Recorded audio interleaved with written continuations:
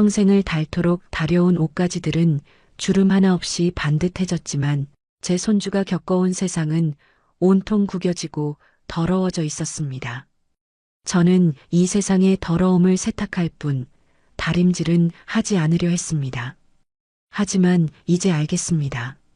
어떤 얼룩은 뜨거운 분노로, 어떤 구겨진 진실은 강력한 힘으로 다려야 한다는 것을. 이딴 게 커피야. 돈이 그렇게 아까우면 넌 그냥 거지처럼 살지. 왜 여기서 알바를 해? 죄송합니다. 다시 만들어 드릴게요. 내 손자한테서 당장 손 떼. 내가 함부로 내뱉은 그 말이 내 인생을 통째로 빨아버릴 거야. 세상에서 가장 강한 무기는 돈도 명예도 아니었습니다. 오직 손자를 지키려는 한 할아버지의 뜨거운 분노였습니다. 세탁소 할아버지의 숨겨진 힘이 밝혀지는 순간 당신의 모든 상식이 무너집니다. 오늘의 이야기 시작합니다. 그 전에 잠깐 구독과 좋아요 눌러주시면 큰 힘이 됩니다. 고요한 새벽, 작은 세탁소에 불이 켜졌습니다. 30해가 넘도록 이 골목을 지켜온 주인, 정병수 할아버지의 하루가 시작된 것입니다. 병수에게 세탁소는 단순한 생업이 아니라 아들 부부의 갑작스러운 사고 이후 홀로 남은 손자 정혜민을 키워낸 삶의 전부였습니다. 낡은 다리미를 꺼내고 스팀을 올리는 그 손길에는 평생을 묵묵히 버텨온 할아버지의 고집과 세월이 묻어 있었습니다. 그 투박한 손으로 병수는 손자의 교복을 다리고 냄새나는 작업복을 빨며 혜민의 삶을 묵묵히 보듬었습니다. 병수에게 세탁소는 그를 무시하는 세상으로부터 손자를 지키는 가장 든든한 방패였습니다. 혜민은 카페 아르바이트를 마치고 늘 새벽에야 집에 돌아왔습니다. 종일 서빙과 커피 내리는 일을 하다 보니 몸은 천근만근 무거웠지만 혜민의 얼굴에는 늘 미소가 떠나지 않았습니다. 병수는 늦은 밤 돌아온 손자를 위해 늘 따뜻한 밥상을 차려놓았습니다. 혜민은 식탁에 앉아 허겁지겁 밥을 먹으며 병수에게 말했습니다. 할아버지, 오늘 진상 손님 때문에 엄청 힘들었어요. 그래도 손님들이 많아서 좋았어요. 혜민은 자신이 힘든 것을 내색하지 않으려 애썼지만 병수는 혜민의 어깨에 드리워진 피곤함과 불안을 읽을 수 있었습니다. 손자가 부모 없이 자랐다는 사실을 알게 된 사람들의 날, 선 시선과 비웃음이 혜민을 늘 따라다닌다는 것을 병수는 알고 있었습니다. 다음 날 병수는 가게 문을 닫고 카페로 향했습니다. 혜민에게는 몰래 사다 놓은 새 운동화를 건네주는 척하며 슬쩍 둘러볼 심산이었습니다.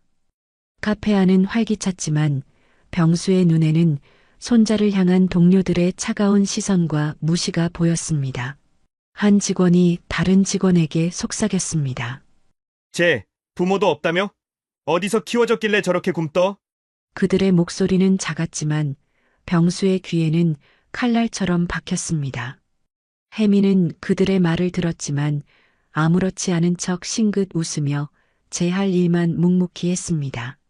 혜민의 웃는 얼굴은 병수의 가슴을 더욱 아프게 했습니다. 병수는 그들을 향해 달려가 소리치고 싶었지만 애써 분노를 사겠습니다. 그는 속으로 중얼거렸습니다. 가난한 건 죄가 아니지만 모욕은 죄지. 병수의 눈빛은 고요했지만 그 안에는 화산처럼 끓어오르는 분노가 숨겨져 있었습니다. 그는 겉으로 보이는 초라한 세탁소 주인일지 몰라도 그에게는 그 누구도 꺾을 수 없는 단단한 존엄이 있었습니다. 그리고 그 존엄은 오직 손자 혜민을 위한 것이었습니다. 혜민은 며칠 동안 집에 들어와서도 아무런 말도 하지 않았습니다. 몸은 더 지쳐 보였고 평소의 밝은 미소도 찾아볼 수 없었습니다. 병수는 혜민에게 무슨 일이 있었는지 캐묻고 싶었지만 혜민이 힘겹게 버티고 있는 작은 세계를 깨뜨릴까 조심스러웠습니다. 병수는 그저 혜민의 등을 조용히 쓸어주며 묵묵히 곁을 지켰습니다. 병수의 마음은 마치 손자를 짓누르는 거대한 바위를 보는 듯 무거웠습니다. 다음 날 병수는 결심한 듯 세탁소 문에 휴업 팻말을 걸었습니다. 그리고는 혜민이 일하는 카페로 향했습니다. 그때 카페 앞에서 한바탕 소란이 벌어지고 있었습니다. 단골 고객인 조범석이 혜민에게 큰 소리로 무언가를 퍼붓고 있었습니다. 조범석은 고함을 치며 혜민에게 다가왔습니다. 야, 너 때문에 내 하루를 망쳤어. 내가 책임질 거야? 혜민은 고개를 푹 숙인 채 아무런 말도 하지 못했습니다. 조범석은 혜민을 무시하듯 비웃음을 흘렸습니다. 부모 없는 놈이니까 이런 것도 못 배우고 컸겠지? 예의도 없고 개념도 없고. 조범석의 말은 혜민의 가슴을 찢는 듯 했습니다.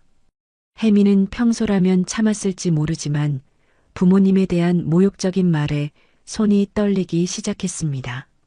매니저는 조범석의 눈치를 보며 혜민을 다그쳤습니다. 혜민아, 이 손님은 돈 많이 쓰는 VIP야. 내가 조심했어야지. 매니저의 말에 다른 직원들은 모두 자기 일만 하는 척했습니다. 혜민은 외로운 섬처럼 홀로 그들의 비난을 감당했습니다. 병수는 이 모든 상황을 멀리서 지켜보며 주먹을 꽉 쥐었습니다. 병수는 가난 때문에 수없이 모욕을 당했던 자신의 지난 날들이 떠올랐습니다. 병수는 묵묵히 참고 있는 혜민의 모습이 더욱 안쓰러웠습니다. 혜민은 자신처럼 살지 않기를 바랐는데 결국 또다시 가난 때문에 모욕당하는 손자를 보며 병수의 가슴은 끓어올랐습니다. 조범석은 혜민의 떨리는 손을 보며 더욱 흥분했습니다. 그는 들고 있던 뜨거운 커피를 혜민의 얼굴에 그대로 들이부었습니다. 뜨거운 커피가 혜민의 뺨과 목을 타고 흘러내렸습니다. 혜민은 그대로 얼어붙어 아무런 움직임도 보이지 못했습니다. 병수의 심장은 멈췄고 그의 분노는 폭발했습니다. 누가 내 손자 얼굴에 뜨거운 걸 뿌렸냐? 병수의 목소리는 낮았지만 모든 사람들의 귀에 박혔습니다. 조범석은 병수를 보고 비웃었습니다. 뭐야, 이 노인네는 너 같은 게 뭘 할 수 있다고? 그 애 부모 없다고 해서 니들이 아무 말이나 해도 되는 줄 알았냐? 병수의 목소리는 떨리지 않았지만 눈빛은 활활 타오르는 불꽃 같았습니다. 그럼 이제 나도 똑같이 해줄까? 병수는 조용히 카운터로 걸어갔습니다. 손님의 시선은 모두 병수에게로 향했습니다. 병수는 묵묵히 커피 한 잔을 들어 조범석의 앞에 놓고는 시끄럽게 울려대는 진동벨을 꾹 눌렀습니다. 진동벨의 진동이 멈춘 순간 카페 안의 공기는 얼음처럼 차갑게 식었습니다. 병수의 행동에 모두가 얼어붙었습니다. 조범석은 병수의 행동에 어이가 없다는 듯 헛웃음을 흘렸습니다. 병수는 그런 조범석을 똑바로 쳐다보며 스마트폰을 꺼내 방금 일어난 모든 상황을 영상으로 찍었습니다. 조범석은 분노했지만 병수의 단단한 눈빛에 아무런 말도 하지 못했습니다. 병수는 조범석을 향해 나지막이 말했습니다. 내가 한지 세상 사람들 다 알게 될 거야. 병수는 영상을 촬영하는 동안 혜민에게는 아무런 말도 하지 않았습니다. 병수는 혜민의 어깨를 조용히 감싸 안고 카페를 빠져나왔습니다. 혜민의 얼굴은 화상으로 붉게 달아올라 있었지만 혜민은 병수의 단단한 손에 안도하는 듯 몸에 힘을 풀었습니다. 병수는 혜민을 부축하여 병원으로 향했습니다. 병실 침대에 누운 혜민의 얼굴을 보며 병수의 가슴은 찢어지는 듯 아팠습니다. 혜민은 아무 말도 하지 않았습니다. 그저 눈물만 뚝뚝 흘렸습니다. 병수는 말없이 혜민의 손을 잡고 그의 곁을 지켰습니다. 그 사이 병수가 올린 영상은 들불처럼 번져나갔습니다. 지역 커뮤니티와 동네 단체 대화방에 할아버지의 다림질 복수국이라는 이름으로 삽시간에 퍼져나갔습니다. 저 노인 누구야? 저 청년 커피 맞고도 조용히 참고 있었네. 근데 노인은 다른 애라는 댓글들이 쏟아졌습니다. 사람들은 평소 혜민이 부모가 없다는 이유로 무시당했다는 사실을 알고 분노했습니다. 며칠 뒤 한 기자가 병수에게 인터뷰를 요청했습니다. 기자는 병수에게 질문했습니다.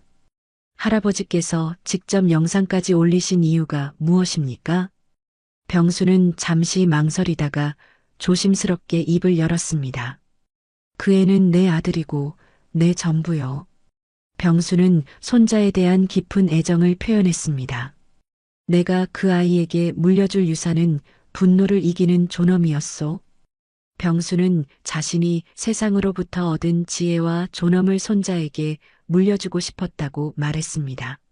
가난하다고 해서 모욕당하지 않고 자신의 존엄을 지키며 살아가기를 바랐다는 그의 진심이 인터뷰를 통해 고스란히 전해졌습니다. 기자는 병수의 말에 감동했습니다. 인터뷰를 마친 후 기자는 병수에게 감사함을 표하며 물었습니다. 할아버지, 마지막으로 하실 말씀 있으십니까? 병수는 가방에서 서류철 하나를 꺼내 기자에게 건넸습니다. 기자가 서류철을 열자 놀란 표정을 감추지 못했습니다. 서류철 안에는 혜민이 일하는 카페 매장이 입점한 건물 전체가 병수 소유임을 증명하는 부동산 계약서가 들어 있었습니다. 병수가 지난 40년간 세탁소를 운영하며 억척스럽게 모은 돈과 자산이었습니다. 병수는 기자에게 말했습니다. 나는 그냥 세탁만 했을 뿐이야. 병수의 말이 끝나자마자 기자는 당장 이 소식을 세상에 알려야 한다고 생각했습니다. 기자에게는 이 사건이 단순한 갑질 사건이 아니라 우리 사회에 숨겨진 영웅에 대한 이야기로 보였기 때문입니다. 병수의 인터뷰는 세상에 큰 파장을 일으켰습니다. 세탁소 할아버지의 다림질 복수극이라는 제목으로 보도된 뉴스는 순식간에 화제가 되었습니다. 사람들은 병수의 반전 정체에 놀랐고 가난하다고 멸시받던 손자를 위해 건물을 통째로 사들인 그의 깊은 사랑에 감동했습니다. 병수와 혜민의 이야기는 가난이 죄가 아니다라는 강력한 메시지를 전달하며 우리 사회의 외모, 지상주의와 편견에 대한 깊은 성찰을 요구했습니다. 사태가 커지자 카페 프랜차이즈 본사는 긴급 회의를 소집했습니다. 최고 경영자는 언론의 문매와 걷잡을 수 없는 불매운동의 확산에 당황했습니다. 공식 사과문을 발표했지만 병수의 인터뷰 이후 사람들의 비난은 더욱 거세졌습니다. 돈으로 해결하려는 것 아니냐는 비판과 함께 돈만 아는 기업이라는 낙인이 찍혔습니다. 그들은 더 이상 형식적인 사과로 병수의 분노를 막을 수 없다는 것을 깨달았습니다. 본사 임원진은 병수에게 직접 찾아가 진심으로 사과하는 것만이 유일한 해결책이라고 판단했습니다. 한편 조범석은 자신의 신상이 온라인에 공개되자 당황했습니다. 그는 인터넷에 자신이 억울하다는 글을 올렸습니다. 저 청년이 먼저 불친절하게 굴었다며 변명했지만 사람들은 그의 뻔뻔한 태도에 더욱 분노했습니다. 그가 무릎 꿇고 사죄하는 것만이 이 상황을 벗어날 수 있는 유일한 방법이라는 것을 깨달은 조범석은 기자들 앞에서 무릎을 꿇었습니다. 정혜민 군과 정병수 어르신께 진심으로 사죄드립니다. 제가 한순간의 실수로 너무 큰 잘못을 저질렀습니다. 그의 목소리는 떨렸지만 그의 눈에는 진심이 아닌 두려움과 절박함이 가득했습니다. 혜민은 언론 앞에서 무릎을 꿇은 조범석의 모습을 보며 아무런 말도 하지 않았습니다. 혜민의 가슴은 조범석의 변명과 사과에 흔들리지 않았습니다. 병수는 그런 혜민의 어깨를 조용히 감싸 안았습니다. 병수는 혜민에게 복수심이 아닌 존엄을 선택하는 법을 가르치고 싶었습니다. 며칠 후 병수는 카페 본사 대표와 임원들을 세탁소로 불렀습니다. 그들은 허리를 깊이 숙이며 병수에게 연신 사과를 전했습니다. 어르신, 저희의 불찰로 인해 큰 심려를 끼쳐드려 정말 죄송합니다. 저희가 건물을 다시 임대하고 손자분을 좋은 자리로 발령해드리겠습니다. 부디 저희에게 기회를 주십시오. 본사 대표는 병수에게 거액의 보상금을 제안했습니다. 병수는 그들의 제안에 미동도 하지 않았습니다. 병수는 묵묵히 서류철을 꺼내들고 말했습니다. 나는 지금 보상을 원해서 당신들을 부른 게 아니오. 병수는 그들의 제안을 거절했습니다. 내 가게에서 내 손자 욕보인 새끼들 다 꺼져. 병수의 단호한 목소리가 세탁소를 가득 채웠습니다. 본사 대표와 임원들은 당황했습니다. 병수는 그들의 모든 제안을 거절하고 건물 임대 계약 해지를 통보했습니다. 병수는 본사와의 계약 해지 절차를 밟기 시작했습니다. 본사는 물론 조범석까지 찾아와 계약 해지를 막으려 했지만 병수의 결심은 확고했습니다. 병수는 단호하게 말했습니다. 자네들이 내 손자한테 한 짓은 돈으로 해결할 수 있는 문제가 아니야. 내게 돈은 내 손자를 지키는 무기였을 뿐, 내 삶의 목적은 아니었네.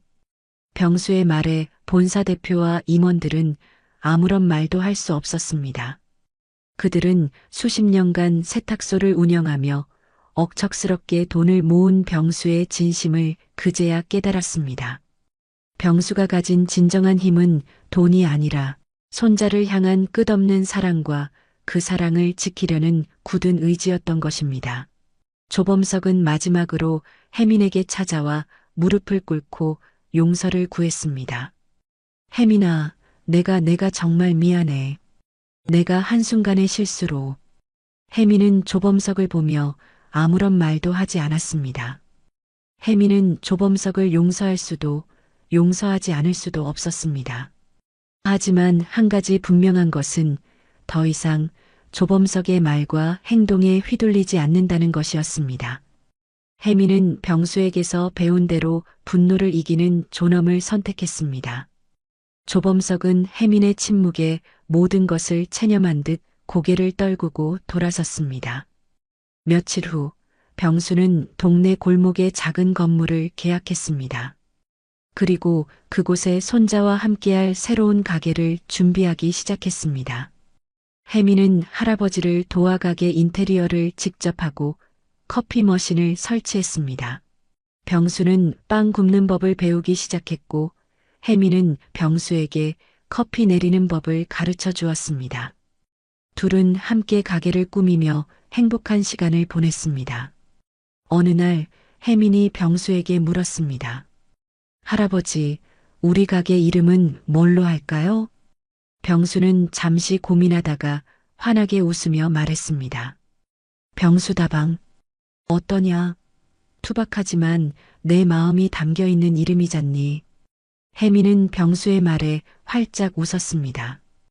병수에게 병수다방은 단순한 가게 이름이 아니었습니다. 그것은 세상의 편견과 부조리에 맞서 싸워 얻어낸 두 사람만의 평화로운 공간이자 서로의 삶을 다림질하듯 반듯하게 만들어갈 새로운 시작을 의미했습니다. 병수는 혜민의 미소를 보며 진정한 행복을 느꼈습니다. 병수다방이 문을 열자 동네 사람들은 물론 병수의 사연을 알고 있는 많은 사람이 찾아왔습니다. 가게는 사람들로 북적였고 아침마다 빵 냄새와 커피 향으로 가득했습니다. 혜민은 능숙하게 커피를 내렸고 병수는 갓 구운 따끈한 빵을 손님에게 건넸습니다. 두 사람은 아침마다 티격태격하면서도 서로를 향한 깊은 사랑을 표현했습니다. 혜민아, 오늘 빵은 왜 이렇게 타지 않았냐? 불 조절 좀 똑바로 해야지. 할아버지, 제 커피는 왜 이렇게 쓰죠? 할아버지의 고집이 커피에 들어갔나 봐요. 두 사람의 대화에 손님들은 웃음을 터뜨렸습니다. 병수다방은 단순히 빵과 커피를 파는 곳이 아니라 따뜻한 사람들의 온정이 모이는 사랑방이 되었습니다. 혜미는 이곳에서 더 이상 부모 없는 아이로 무시당하지 않았습니다. 그는 이제 할아버지와 함께하는 당당한 가게의 주인이었습니다. 혜미는 자신의 삶이 얼마나 소중하고 가치 있는지 깨달았습니다. 어느 날 오후 한 까탈스러운 손님이 가게를 찾아왔습니다. 그 손님은 커피를 한 모금 마시더니 인상을 찌푸리며 말했습니다. 이거 맛이 좀 다른지 커피보다 씁쓸하네요. 혹시 재료를 바꿔서 쓰나요? 혜미는 당황하며 사과하려 했습니다. 그때 병수가 조용히 손님에게 다가갔습니다. 병수의 눈빛은 여느 때처럼 고요했지만 그 안에는 흔들림 없는 단단함이 있었습니다. 손님, 입맛은 취향인데 사람 무시하는 건 성격입니다. 병수의 단호한 목소리에 손님은 당황했습니다. 우리는 그런 손님 안 봤소? 우리 가게는 손님을 대접하는 곳이지 사람을 판단하는 곳이 아니야. 병수는 손님에게 직접적으로 무례한 말을 하지 않았지만 그의 말에는 강렬한 메시지가 담겨 있었습니다. 그 손님은 병수의 말에 아무런 대답도 하지 못하고 가게를 나섰습니다. 혜미는 그런 할아버지를 보며 웃었습니다. 할아버지, 조용히 살자면서요. 혜민의 말에 병수는 의미심장한 미소를 지었습니다. 조용히 살되 무시당하지 말자. 병수의 대답은 혜민의 가슴속에 깊이 박혔습니다. 병수는 손자에게 돈이나 부동산 같은 물질적인 유산이 아닌 그 어떤 것에도 굴복하지 않는 단단한 존엄을 물려주려 했던 것입니다. 병수에게 진정한 품격이란 강자에게 굴복하는 것이 아니라 약자를 향한 존중과 사랑을 보여주는 것이었습니다. 병수다방은 동네의 명소로 자리 잡았습니다. 아침마다 병수의 빵 굽는 냄새와 혜민의 커피 내리는 향이 골목을 가득 채웠습니다. 병수와 혜민은 매일 아침 티격태격하며 웃었고 손님들은 그들의 정겨운 모습에 행복해했습니다. 혜민은 더 이상 부모 없는 아이가 아니었습니다. 그는 이제 할아버지와 함께하는 당당한 가게의 주인이었습니다. 그는 자신의 삶이 얼마나 소중하고 가치 있는지 깨달았습니다. 병수는 그런 혜민을 보며 조용히 미소 지었습니다. 어느 날 오후 혜민은 병수에게 다가가 물었습니다. 할아버지, 저도 할아버지처럼 손님들에게 멋있는 말을 해주고 싶은데 어떻게 하면 돼요? 병수는 혜민의 말에 환하게 웃었습니다. 멋있는 말은 필요 없어. 그저 내 마음이 시키는 대로 하면 돼. 빵과 커피는 맛도 중요하지만 만드는 사람의 마음이 더 중요하거든. 혜민은 병수의 말에 고개를 끄덕였습니다. 혜민은 이제 빵을 굽는 법을 배우기 시작했습니다. 병수는 혜민에게 빵 반죽을 치대는 법, 불 조절하는 법, 그리고 무엇보다 따뜻한 마음을 담아 빵을 만드는 법을 가르쳐 주었습니다. 혜민은 할아버지의 손을 잡고 빵을 만들며 할아버지의 지혜와 사랑을 느꼈습니다. 어느 날 밤 병수는 혜민에게 작은 선물 상자를 건넸습니다. 상자 안에는 낡은 세탁소 열쇠와 함께 작은 종이가 들어 있었습니다. 종이에는 나는 그냥 세탁만 했을 뿐이야 라고 적혀 있었습니다. 혜민은 그 문구를 읽으며 눈물을 흘렸습니다. 병수는 혜민의 머리를 쓰다듬으며 말했습니다. 나는 그저 내가 세상의 때를 벗고 언제나 깨끗하고 당당하게 살기를 바랐을 뿐이야. 그게 전부야. 병수의 말은 혜민의 가슴을 울렸습니다. 혜민은 할아버지가 자신을 위해 얼마나 많은 노력을 했는지, 얼마나 큰 사랑을 쏟았는지 깨달았습니다. 혜민은 이제 혼자가 아니었습니다. 그에게는 언제나 그를 지켜주는 든든한 할아버지가 있었고 그들의 사랑이 담긴 병수다방이 있었습니다. 수년의 시간이 흘렀습니다. 병수다방은 동네의 명소를 넘어 많은 사람들에게 희망을 주는 따뜻한 공간으로 자리 잡았습니다. 병수는 여전히 아침마다 빵을 굽고 혜미는 커피를 내렸습니다. 병수는 이제 백발의 할아버지가 되었지만 그의 눈빛은 여전히 살아있었고 혜민을 향한 사랑은 변함이 없었습니다. 어느 날 혜민은 병수에게 물었습니다. 할아버지, 그때 그 빌딩은 어떻게 됐어요?